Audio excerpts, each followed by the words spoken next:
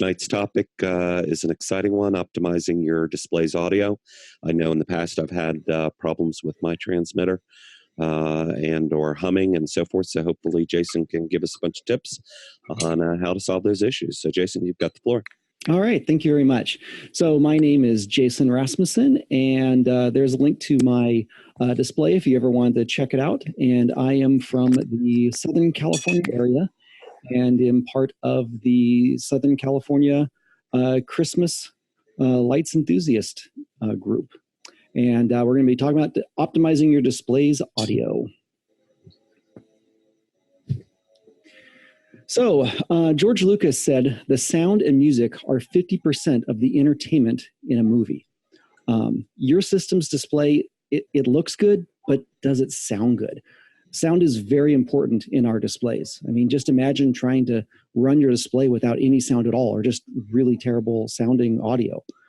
Do you have poor audio? Do you have distortion, static? What about some like flat, undynamic sound? Differences in visuals are very easy to see, but with audio, it's one of those things where you do need to hear the difference. And the other thing with audio is you don't have to spend a ton of money to have good audio. And with audio, these questions always come up before the lights come on. Typically, I've seen questions start coming up in October, right before people start their displays for Halloween. And then come November, the questions are just fast and furious about, hey, my audio is not working. I'm having a problem. What do I do? So it's always best to plan ahead for audio. So a couple disclaimers. To avoid any copyright issues, I am using the following free YouTube audio library for the examples. So two different songs, Christmas Homecoming and Dance of the Sugar Plum Fairies, and you can download them yourself. So there's going to be no copyright issues playing these back.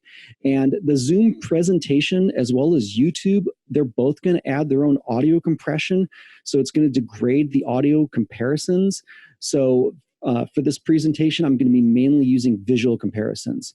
But I will have original audio downloads of the examples, so you can listen to them yourself if you would like. Audacity is used for all editing and the visuals. And this is not going to be an in-depth audio discussion on the small intricacies, but it's going to give you enough knowledge so you can make informed audio decisions and then correct and avoid any issues. Other thing to keep in mind is with any recommendations that I'm giving, there are no royalties received from any product recommendations at all. So you're probably watching this like at another time, if that's one of you guys, and you're like, oh my gosh, I don't want to sit through this whole presentation. I just need to know what to do. My show's running right now. If you don't have time for a quick fix, I made a short little video last year when people were having tons of problems, and it's just a real quick and dirty on just kind of how to optimize your levels and just a couple of quick fixes. And this is going to work no matter if you're using FPP, Xschedule, the Pi, the PC, onboard audio, or a Sound Blaster. But I do recommend that you watch the entire presentation if you do want to get the most out of your audio. So let's go over some audio terminology. Decibels. Audio is measured in decibels. And a decibel is a ratio. It's not a linear scale. And it compares the value of one number to another. So kind of like a Richter scale. I mean, us in California, we've been shaken up quite a lot here. So it's one of those kind of levels. And we measure audio in negative numbers, and we work our way up to 0. So you can see right there, there's the level in Audacity right there. Quiet's going to be on the left, loud's going to be on the right. And then generally every 3 dB is a doubling of the volume. Also, 0 is the loudest the audio can be without any distortion. Any more than that, and you will clip the audio. So what is clipping? Audio cannot go past 0 dB or you're going to get distortion from clipping. This essentially cuts off the audio. So on the left-hand side, note that in Audacity, if you clip, you're going to get these little red lines to let you know that, hey, at one point in this song, the audio is clipped. Quieter parts in the song, they may not clip, but louder parts can clip. And we'll show an example of that shortly. Having audio, quote unquote, in the red is okay, so long as it doesn't clip. So on the right-hand side, you can see the audio has been playing up there, and it's getting really close, but no clipping, you're totally fine. So here's a visual representation of clipping. So on the upper right-hand side, you can see this distorts the audio and can never be corrected if the files are saved this way. If the audio was clipped and saved, even reducing the volume, you're not going to recover that clipped audio. It's gone forever. So it's still going to sound distorted. So here's an example of clipping.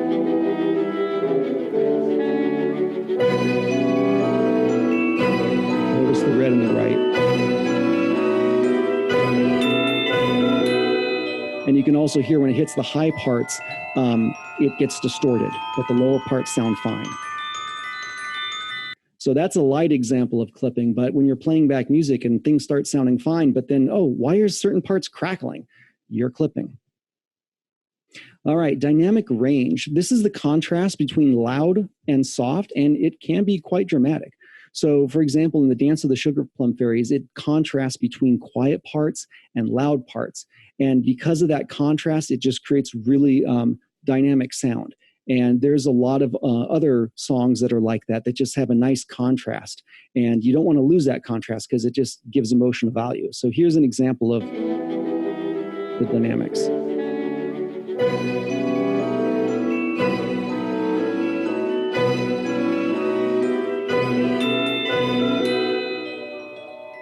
So this song would lose some of the impact if everything was completely loud or everything was completely soft. All right, the signal to noise ratio. This is the ratio between the signal, which is good, and the noise or noise interference, which is bad.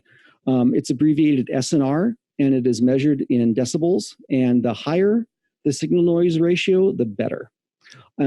Noise can come from many different places. You could have noise in the original audio recording. You could get noise from a poor quality sound card. You can get noise from bad settings, from electrical interference as well. We want the signal, we don't want the noise. And any noise you have is only going to be amplified down the line. Like they say, garbage in, garbage out. Normalizing.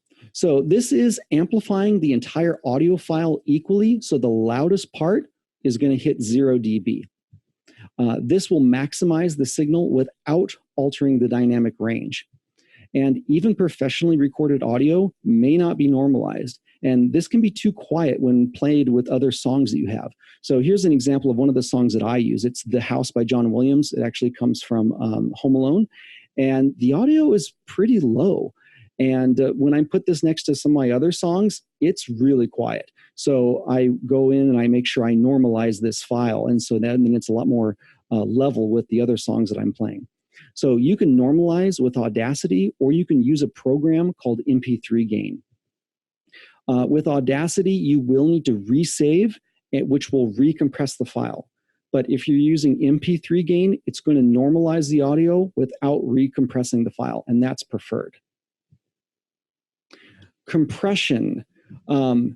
This is adjusting the dynamic range of audio to a more unified volume. This is not to be confused with audiophile compressing. We'll talk more about that in a little bit. Most radio stations will do this. They do this to basically all their audio. It also helps to hide any hiss that can be inherent in FM radio.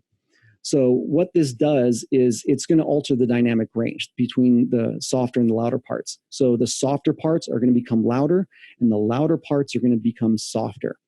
It creates a more even level of the audio.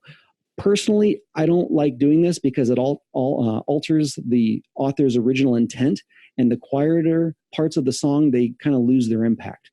But if you're working with many files of various volumes, using dynamic compression is going to help unify all volume levels to a more common value.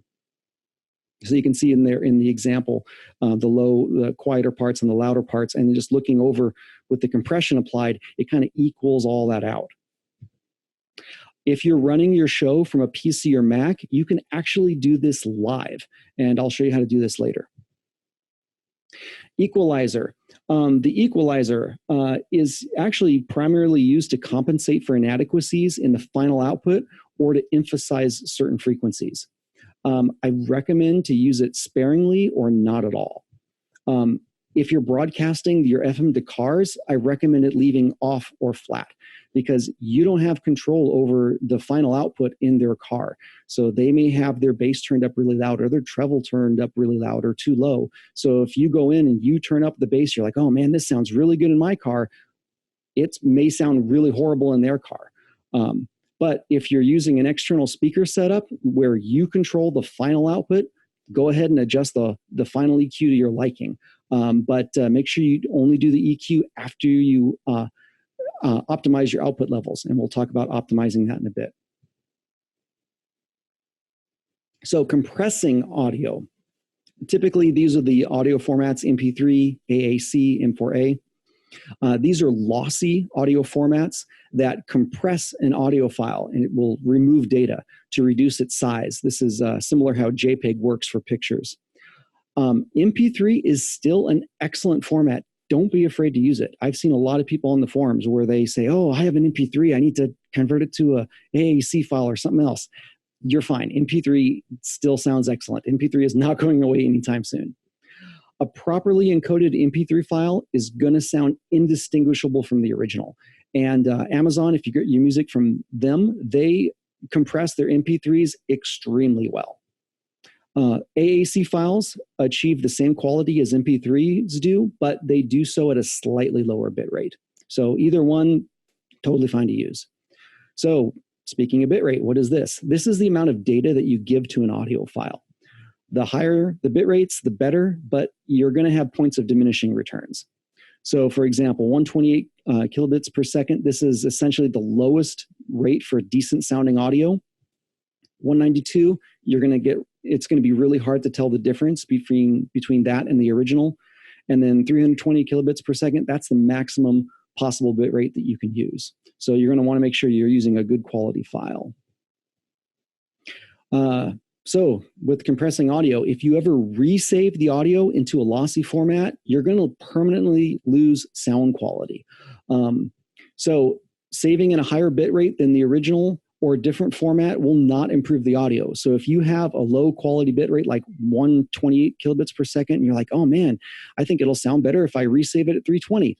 It's not. It's actually going to sound worse. So it's not going to improve the audio. If you do have to resave, a higher bit rate will cause less loss, but your files will be bigger. And I totally understand sometimes you need to go in there, work on an audio file, edit it, and you're going to have to resave it.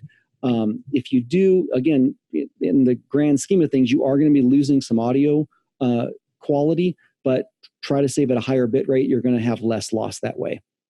And then when saving, here's the recommended settings that I recommend. The preset extreme VBR, also known as variable bitrate joint stereo, it's basically going to sound indistinguishable from the original. And this is essentially very similar to what Amazon uses to compress theirs. Couple notes, there have been some LOR users that have had problems playing VBR. I'm not sure why. So in those cases, do use CBR or constant bitrate of 192 or higher. And for anyone who still has the question about VBR and CBR, VBR is part of the MP3 spec. So if a device can't play VBR, they're not complying with the spec. So don't be afraid to use VBR. All right, a DAC and audio quality. A DAC is typically called the digital to audio converter. And this is the chip inside your sound card that converts digital signals to analog signals that we can hear. And not all DACs are created equal. A higher quality DAC will create better quality sound. So on the right-hand side, you can see the black line, that's the digital signal that's encoded into the file. But the red line is going to be the analog signal that it has to convert so that we can hear it. So with audio quality, you want to have the strongest output level without clipping. You want to reject noise instead of trying to remove it later, because it's better to prevent noise in the first place than to try and compensate for it later.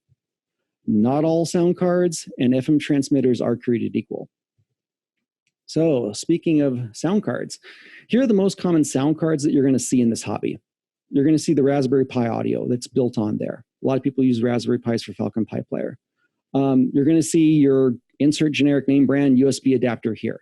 So here are some ones that I see recommended all the time. That white one I have seen recommended so many times in different places on forums and Facebook, you name it. There's also the onboard computer audio from your desktop or your laptop. And there's the Sound Blaster, whether it be the Sound Blaster Play 3 that's USB or one of those internal Sound Blaster sound cards. Basic audio is poor audio. The Raspberry Pi, those inexpensive generic USB sound cards, and the built-in onboard sound cards, they almost always use just a handful of some same generic poor audio chipsets. Onboard and even quote-unquote name brand ones that you see, they're nearly always using generic sound chips.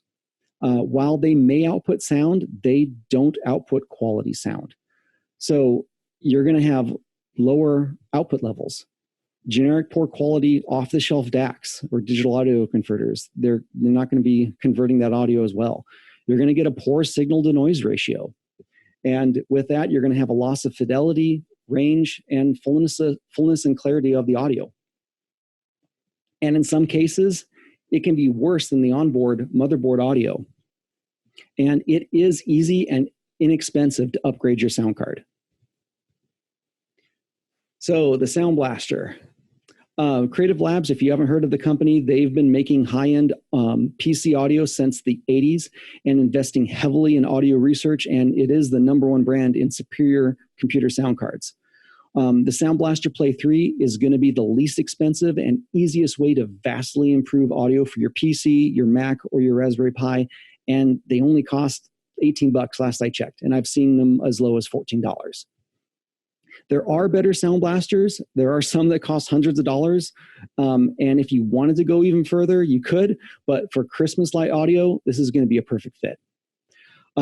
Also, if you're running your show from a PC or Mac, you're going to have additional features that you won't find if you run it on the Raspberry Pi. For example, you have an equalizer. Again, with the equalizer, I recommend you using sparingly or not at all. You also have a compressor. They call it a smart volume. And this will automatically adjust the loudness for sudden volume changes. And like I mentioned before, I don't necessarily recommend it, but some may like this. And especially if you have a ton of music and you just want a one-click fix to fix all your volume levels, this will do it. So what of improvements are you going to get over this with generic onboard or USB audio? You're going to get high-end custom proprietary DACs. You're going to get superior sound output and high signal-to-noise ratios. Also, it is isolated from other components, and that helps reduce the interference. When they have those audio chipsets on the motherboard, all the other electronics running around just causes some more noise. And also, because it's USB, you can extend your sound card location away from other interfering electronics with the USB extension cable. And in some cases, USB audio might be your only choice. So if you're using a laptop, a Pi Hat, or a Pi Zero, you're going to have to use USB audio. So here's some quotes from people that have mentioned to me after they got the use of the Sound Blaster. I switched to the USB Sound Blaster this last year, and the difference was night and day. The difference was immediately noticeable to myself and lots of my viewers. I've been running FPP for 4 years now, and I can't believe I waited that long. That's from Lee Lindquist. And then from David Peace, why didn't I do this years earlier? From the Peace Family Light Show. So here's some examples. On the left-hand side, here's some generic sound card. So here is the output at 100%. You can see it has drastically reduced audio. Here's another example. When it's turned up to 100%, there's clipping when it's at 100%. Go one notch down, you don't get clipping, but you're going to have reduced volume output. And in some cases, you're going to get noise even when playing back a silent audio file. Here's the Raspberry Pi audio. You can sometimes get a combination of clipping and drastically reduced audio. So you can see right here, the Pi at 100%, it has really low levels, and one of the channels is causing distortion. Now compare this to a Sound Blaster on the right. On the right-hand side, this is a silent audio file, and there is zero noise. Also, it's going to have very strong output levels. So here we are, we're playing this, I think, from a PC at 97%. There's no EQ, no audio enhancements, and you're getting maximized audio levels without any clipping. So here's some tests. Now, one thing to keep in mind with the audio test is audio does need to be heard to be believed. But for this presentation, we're going to see it because, like I said, the Zoom and YouTube are going to give their own compression to it, so it's not going to be a fair comparison. So visual comparisons of the original audio versus the sound card output. And then if you want to listen to the actual examples yourself, I'm going to provide the examples so you can listen to them. But one thing to keep in mind is if you're listening to these examples on a generic sound card, the comparison examples may not sound too different. So I'm going to be testing with the Dance of the Sugar Plum Fairies song that I mentioned before. So the Raspberry Pi. On the top here, you see the original audio file. That is the exact MP3. And on the bottom, we're going to see the output that comes from this. As you can see, there is a huge reduction in output levels. This is at 100%. And it sounds distant and muffled. There is a loss of treble clarity, and it just kind of lacks presence. Here's your generic sound card. And again, other onboard or, quote unquote, name brand USBs, you're going to have similar results. I can't test everyone, so I'm just testing the one I've seen the most. You're going to have a huge reduction in output levels. Again, this is at 100%. And there's a loss of fidelity and sound detail, and it lacks presence. And it sounds worse than the Raspberry Pi audio, in my opinion. Here's the Sound Blaster. Notice there is no reduction in output levels. If you're running at a PC, we'll talk more about this later, put it at 100% normal gain. If you're running in Falcon Pi Player, put it at 79% max. And doing a blind comparison with this, it sounds identical to the original. It's full and it's vibrant. And just from these examples, you can see the Sound Blaster is going to be by far and away the clear winner in audio quality, signal, and strength. And for $18, it's a no-brainer light show upgrade. So how do you install this thing? If you're using a PC or Mac, plug it in, install the software from Creative's website, and then it's going to give you some software. And at least when you're just doing your display, I recommend turning the SBX Pro Studio off. The smart volume is optional. We'll talk more about that later. And having the EQ to flat. Also set to normal gain and volume at 100%. The Sound Blaster can actually drive high quality headphones, and it has a high powered amp in there, and we're going to want to put it to normal gain for our use. And then when you're done, just plug the audio output into the Sound Blaster. If you're running on Falcon Pi Player, you definitely need to be running on version 2 or higher. Version 1, there are known latency issues with USB audio in general. They completely rewrote that, and it's been fixed in version 2. So if you're running Falcon Pi Player, make sure you're running at least version 2. Turn off the Pi, plug it in, turn on the Pi, and then select the Sound Blaster as the output in the FPP interface. Restart FPPD, and then go ahead and set the volume to 79% max. This is very, very important. If you don't do this and leave it at 100%, you will clip the audio. And I've seen people where they would buy a Sound Blaster, they'd plug it in, and they go, "Oh my gosh, this sounds a whole lot worse than the Pi audio." Well, that's because it's overdriving your input. It's a lot more powerful than the Pi. So you're going to want to make sure you turn that one down. And then plug the audio output into the Sound Blaster. So FM transmitters.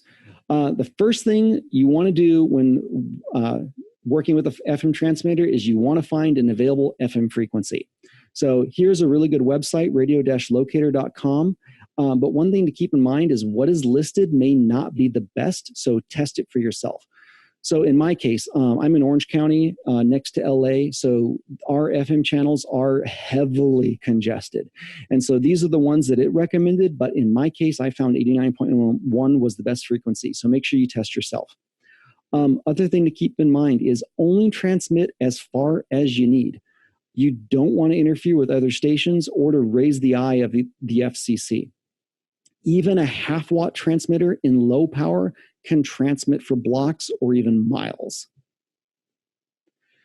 So how does it sound to the guest in their car? A couple things to keep in mind. Due to the nature of FM, there will be static and reduction in sound quality. Also, highly congested FM areas may sound worse. And different FM receivers will sound better or worse. So if it sounds good on one, it may sound worse on another, and there's not much you can do about that. But when you're testing, if it sounds bad on one one receiver, Try a different one. A couple disclaimers here. All these tests are performed under the same circumstances for the fairness of results, and your results may vary due to the numerous factors such as local FM interference, terrain, objects, etc. And then transmission distance will always improve with a better antenna and the higher they are mounted. So all the tests were performed the following way. We're using the Christmas Homecoming stock audio, FPP version 2 with the Sound Blaster output to 79%.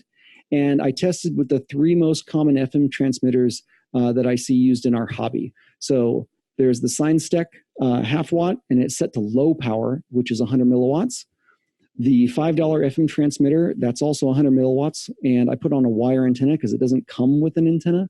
Typically, you find these on eBay everywhere. And then the EDM TX LCD, and it was set to high power at 100 milliwatts. So they're all using the same power output. And then all inputs were optimized to ensure that there was no clipping. And for the initial test, all using the stock antennas and broadcasting from the same location. And for the test, it was received on your average car stereo, basic antenna with no EQ of any enhancements with the line out.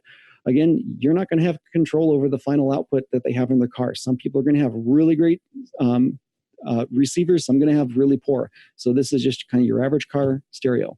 And all examples will be available for download if you want to listen to them yourself. So the SignStech, again, set to low power, which is 100 milliwatts using the stock antenna. The results had a very strong signal. There was a slight hum at the quieter parts in the song.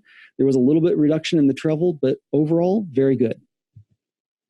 The $5 FM transmitter, using just a little 1-foot wire antenna, results were it had average signal strength with a slight buzzing hiss throughout, with decent fidelity, though slightly muffled. It did sound a little bit bright, but overall, okay. And the EDM transmitter set to high power with the stock antenna. The results were it did have a strong signal with a quiet buzz throughout, and it sounded a little bit muffled, and overall actually sounded average. And this is most likely due to the poor included antenna. So just doing blind listening tests with the FM transmitters as you get them. Out of the box, and for the price, I'd say the SignStech half watt is going to sound the best overall. There are the $5 FM transmitter and the EDM, they both had buzzing throughout, while the SignStech had it the least and can be mainly only heard during the quieter parts. The $5 FM transmitter, it did have more buzz than the EDM, but it also had more treble than the EDM. The EDM had slightly less buzz than the $5 FM, but it also sounded a little bit more muffled. So these are all done with the stock FM antenna, and a better antenna essentially eliminates the buzz and the hum for all of them. We'll talk more about this in just a bit.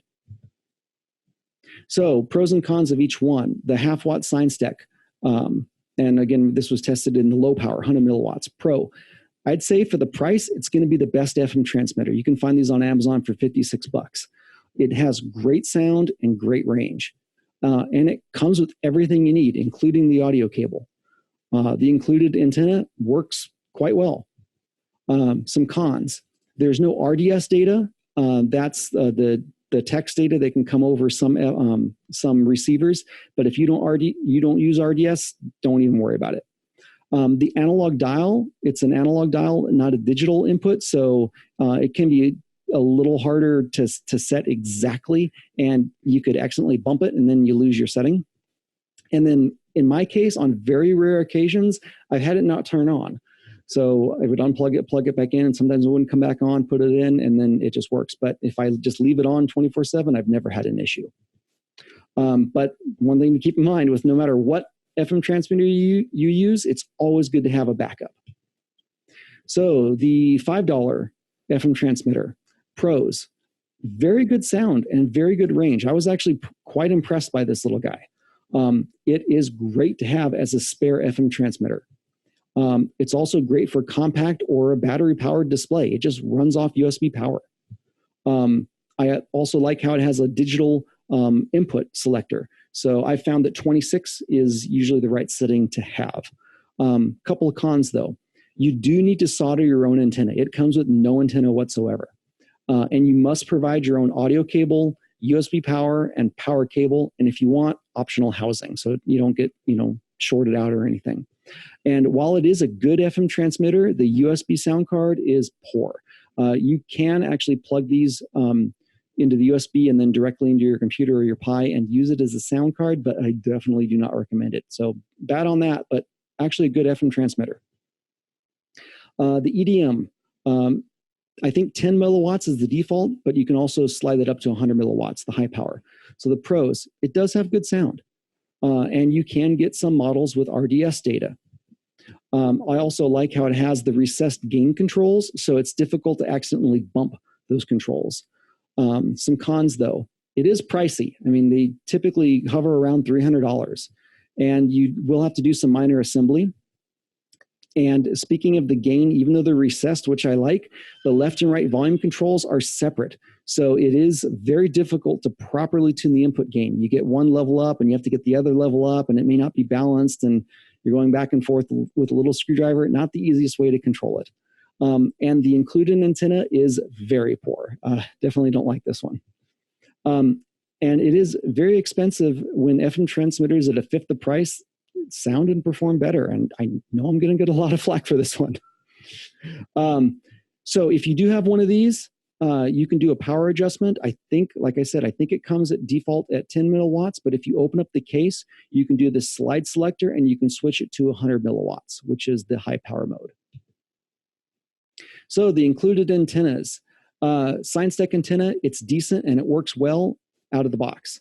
The included ED antenna is junk, and the $5 FM transmitter has no antenna.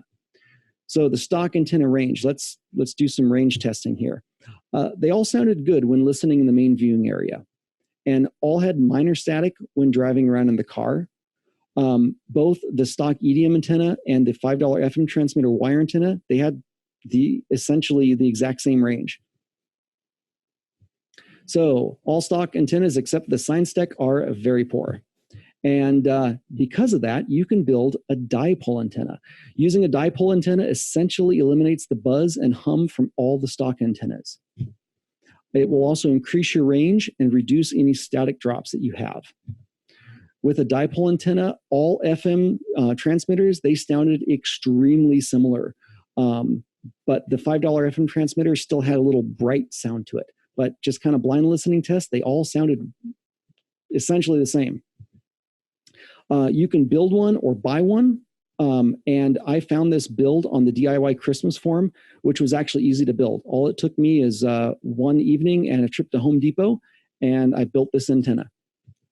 And for the best results, it must be cut to the frequency you choose to broadcast it on. So keep that in mind. Make sure you choose your frequency ahead of time before you build this. And it also must be mounted vertically in the correct orientation, and the higher the better. In my case, because I'm in a cul-de-sac, I don't need to broadcast that far. And also, I don't want an antenna on my roof or outside. So I have it on the inside of my garage. And for my purposes, that's more than enough. There are also many other types of antennas. This just happened to be easy and to build, and it had outstanding results. If you're going to be using adapters, feel free to use antenna adapters. As long as it's a solid fit, it's not going to affect the antenna transmission. So here are some links. So if you have the SignStack and you need to adapt to coax so you can plug into the antenna, there's the link for that. And if you have an EDM and you want to adapt it, there's the link for that. So here's some range tests with the stock antenna. So this is the EDM, 100 milliwatts, and the $5 FM transmitter using the wire antenna. So there I am right there with the green check mark.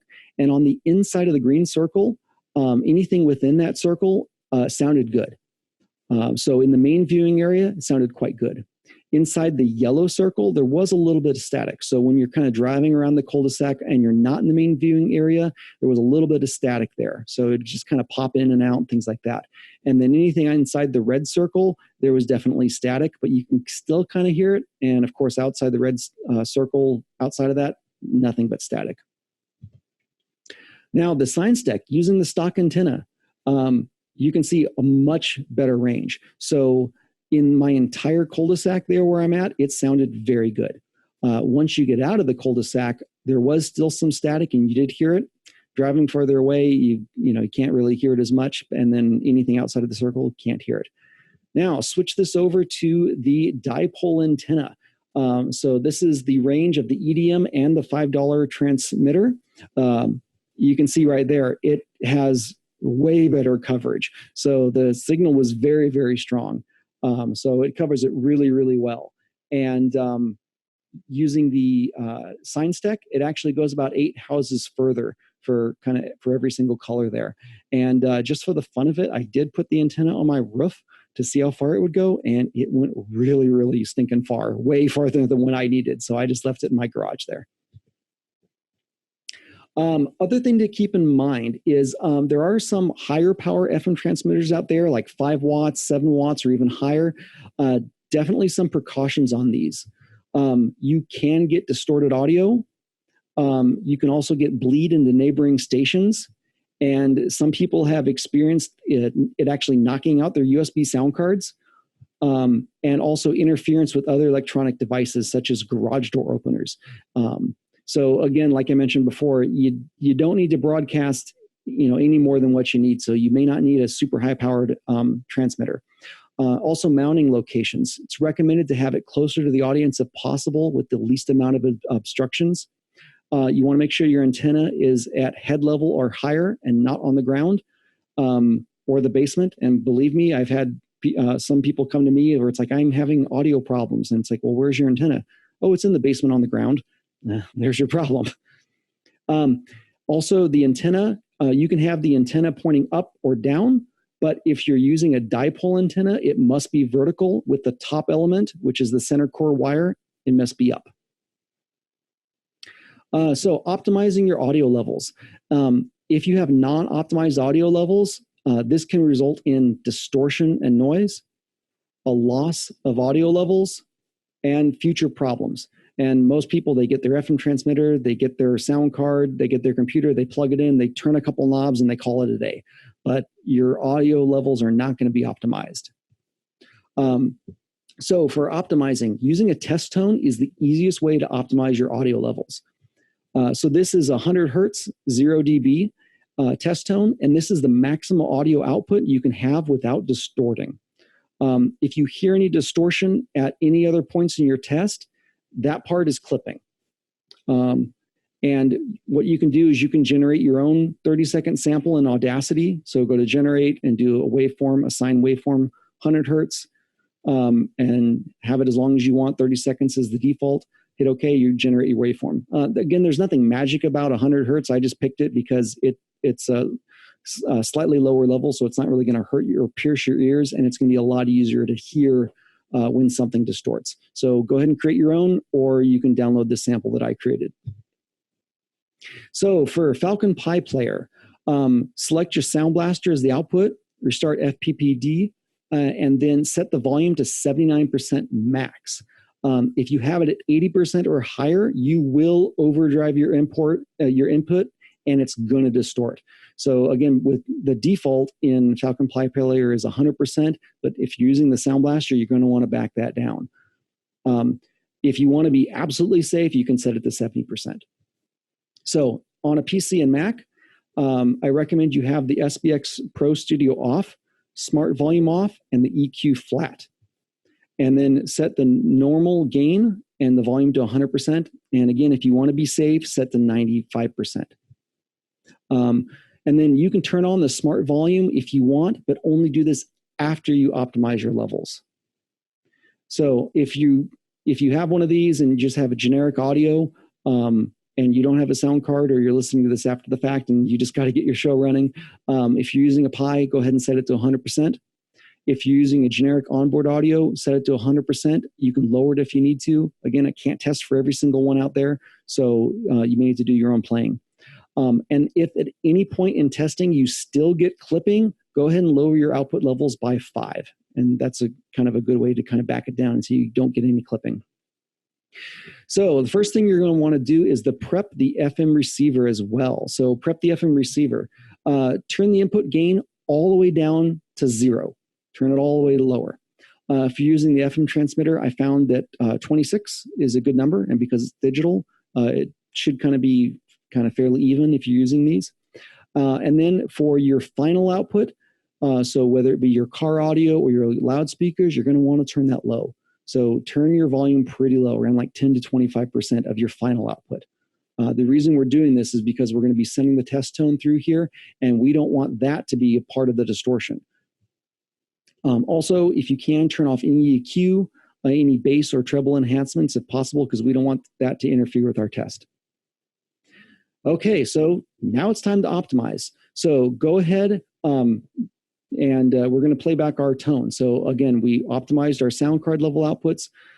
We turned our gains on our FM transmitters to all the way down to 0, and we have our final output set pretty low. So play back the tone. And then what you're going to want to do is you're going to want to slowly turn up the input gain on your FM transmitter or loudspeaker.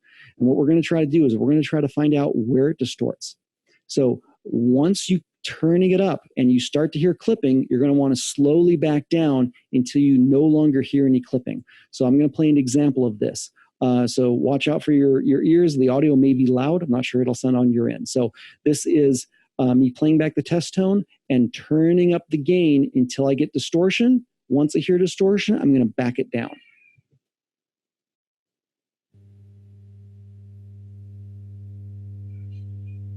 We're not hearing anything. I'm not sure if we're supposed to.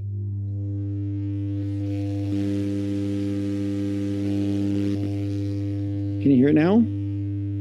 Yep, we can hear it. Okay.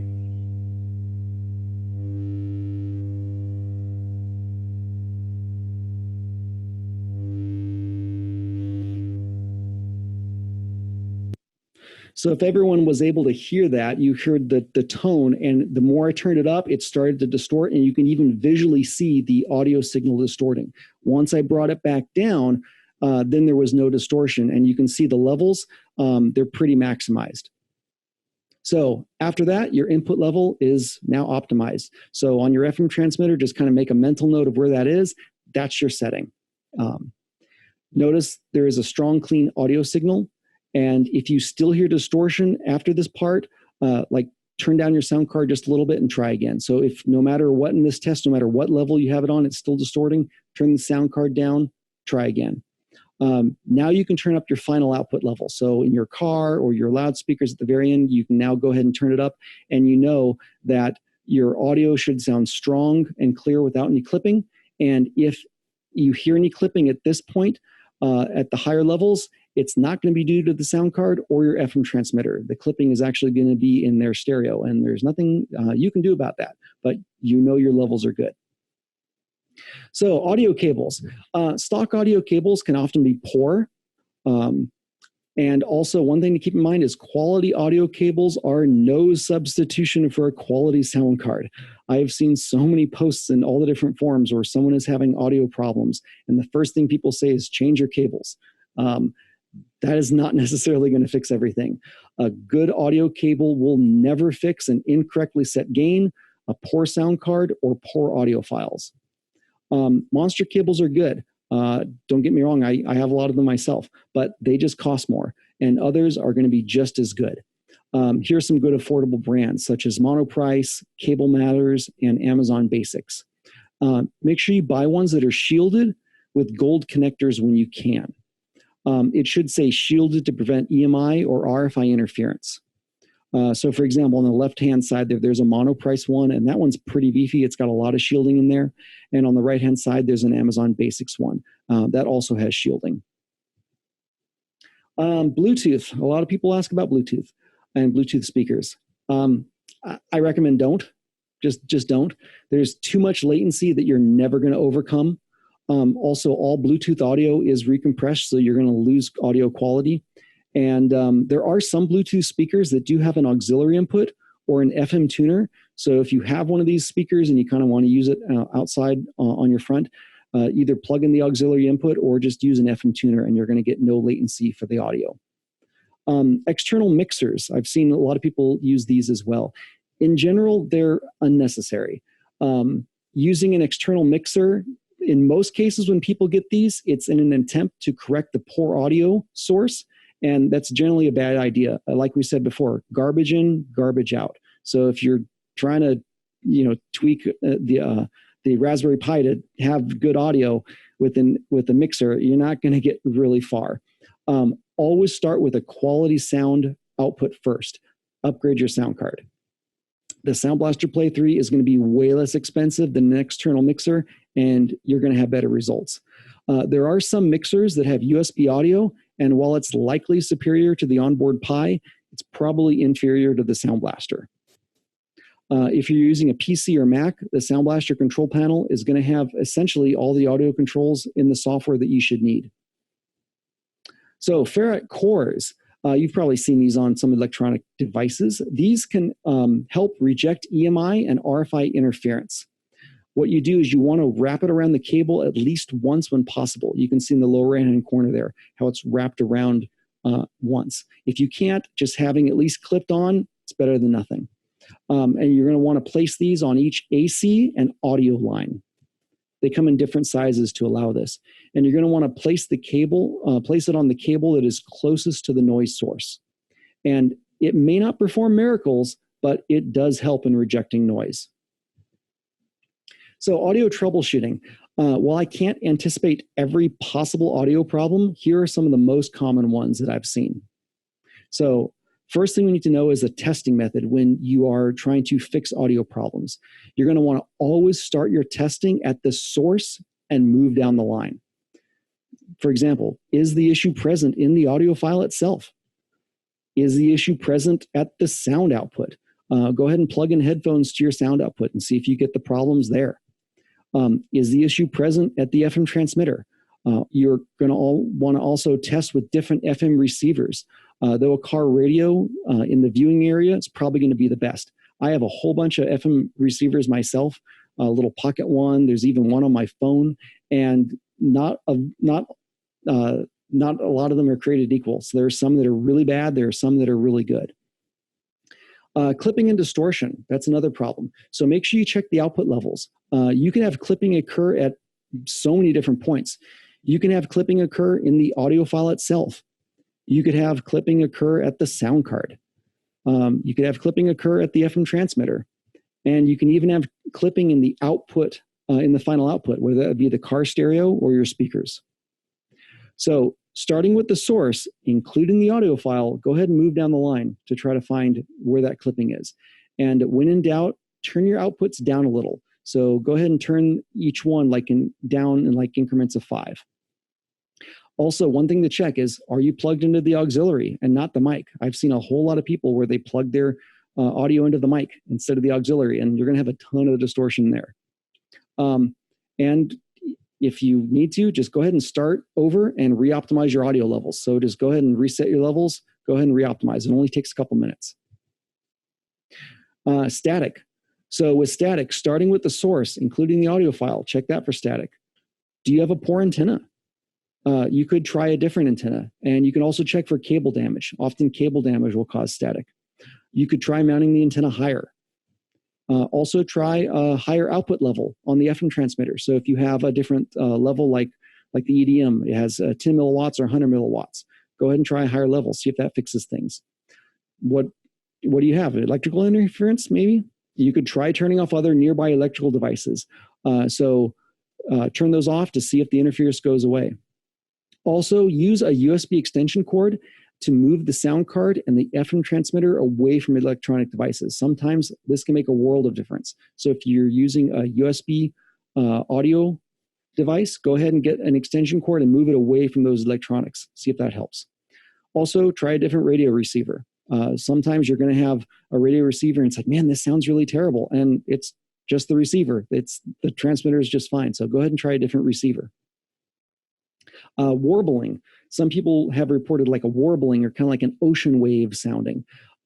Very often, this is using a low bitrate audio file. So if you're using a low bitrate audio file or files that have been recompressed multiple times, this will severely degrade the audio.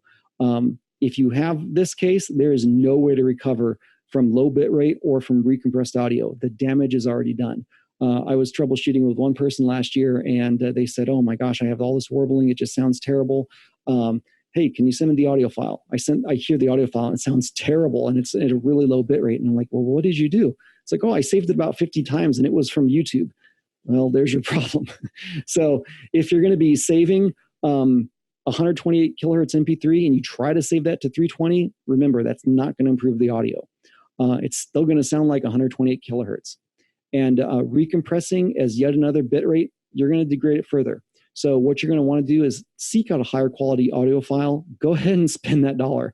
If that song's on Amazon MP3, go ahead, spend $1, buy it. It's going to be high quality. Don't just do YouTube rips. Also, possible interference. There could be interference. Try a different FM channel. Here's also a common one I've seen in a lot of different places, a ground loop. This is a constant, often low hum that you hear in the audio. Often this is caused by being connected to two different paths to ground. So go ahead and try moving things around so they plug into a common AC outlet. So you could have one AC outlet over here, one AC outlet over there, or maybe your wiring in your house is different. I couldn't tell you how your wiring is at home, but go ahead and try moving them to a common AC outlet to see if that eliminates the issue. You could also try using an electrical tester to make sure your outlet shows as correct. And if none of those work, you still have the problem, you can also try a ground loop isolator. It may reduce the audio quality just a little bit, but it's still going to sound better than a ground loop. And there's some resources I posted there if you want to learn a little bit more about this from some experts who are a bit smarter than me when it comes to ground loops. Interference. You could try a different FM frequency. You could also try a different antenna location or even a different antenna entirely. Try building that one, the PDF that I linked. You could also try a different FM receiver. Like I mentioned before, some are just going to be better. You could also try separating the transmitter and the audio devices from other electronics. Again, use that USB extension cable if you need to move it away. Do you have a bunch of metal, brick, and glass? Because that can also cause interference. And then you can turn off other devices one at a time to try to find the source of the interference. Sometimes it could be like a certain AC transformer that you have or this certain device that you have nearby. It could be causing interference. So turn them off kind of one at a time and see if that eliminates the issue. Also, the ferrite cores that I showed before, those can help reject the interference from even getting in there in the first place. And maybe you have a ground loop. That could be another possible interference problem. So let's talk about some extra tips and tricks that you can do with the Sound Blaster software. So this is available in the modern Sound Blasters, including the Play 3, and this will be available if you're using a Mac or the PC. So the Smart Volume, this is a pretty neat feature. This will dynamically compress the audio. So you can see on the left-hand side in the upper left, I have the original audio file, and then using the Smart Volume, it just kind of equals that all out. So it's gonna sound louder, and you're gonna kind of fix a lot of your volume problems. And on the right-hand side, here's an audio file. That's the original audio file. It was recorded pretty bad, and so you're gonna need to do a lot of tweaking in order to get that to work. Or if you just turn on the Smart Volume, notice how it fixes that right away. So this is going to raise and lower the audio to make a more even level on the fly. There's no need to normalize any audio file. It will affect the dynamic range though. So you're going to kind of lose some of that dynamic range. And even though I recommend normal, you can kind of tweak that down even just a little bit less if you wanted to have that effect happen less. And some may even prefer how this sounds. So you may really like this feature. So go ahead and try it on your own. And using this can help hide any noise that is inherent in the FM transmission. So to recap, audio output. Use quality audio files from reputable sources such as Amazon and avoid YouTube rips. Avoid recompressing when possible and use high bitrate to resave if you have to. Normalize audio files if you need using a program like MP3 Gain. Optionally, use the Smart Volume in the Sound Blaster software. Use a quality sound card, such as the Sound Blaster Play 3, and avoid generic and built-in audio. Avoid any audio enhancements, so turn those enhancements off and set your EQ to flat. and only EQ if you have control over the final output source, such as loudspeakers. If you do, go ahead and EQ until it sounds exactly the way you want it. FM transmitters, always plug into the auxiliary or line in and turn down or turn off the mic input. Always mount the antenna at head level or higher and use a better antenna if possible. Use ferrite cores on AC and quality shielded audio cables. Choose a free FM frequency. Only transmit as far as you need to. You don't want the FCC knocking on your door. And then test for sound issues by starting at the source and then moving down the line. For optimizing your levels, here's the quick recap. Use a test tone, for example, 100 hertz at 0 dB. Turn down the stereo and the FM transmitter input to low, and then turn the primary output level up until it distorts. And then once you do, back it off. And then turn the auxiliary input on the FM transmitter up until it distorts, and then back it off. All right, here's some recommended products. So I have links to all these devices. So there's the SignStack FM transmitter, the $5 FM transmitter that you can usually find on eBay, $5 give or take. Sound Blaster Play 3 USB. If you have a desktop computer, you can get an internal PCIe card. There's the link to how to make that dipole antenna. There's some shielded audio cables, ferrite cores of different sizes. If you don't have good quality headphones, the COS PortaPro are fantastic, and I guarantee you're not going to find better headphones for the price. Ground loop isolator, there's a link for that. If you're going to be making that dipole antenna, I highly recommend getting a coax cable stripper because doing that by hand is really tough, and it's only like $6. Also, if you're going to be making that antenna, you're going to need some RG6 connectors. If you just are doing this once, go ahead and get the twist on. It's going to be okay. But the compression is best. So you can get compression connectors, but you're going to need a tool to do that. So for software, there's Audacity. There's also MP3 gain for the PC. And then there's the Mac link for that. And then if you're going to be using this, your Sound Blaster on your PC or Mac, go ahead and get the Sound Blaster control panel. And special thanks to Rob Morrill for the use of his EDM in the testing. And there's a link to his lights. Okay. Well, thank you a whole lot to Jason. I learned quite a lot. It was a really very thorough, really, really great presentation. So thank you very much. Thank you very much.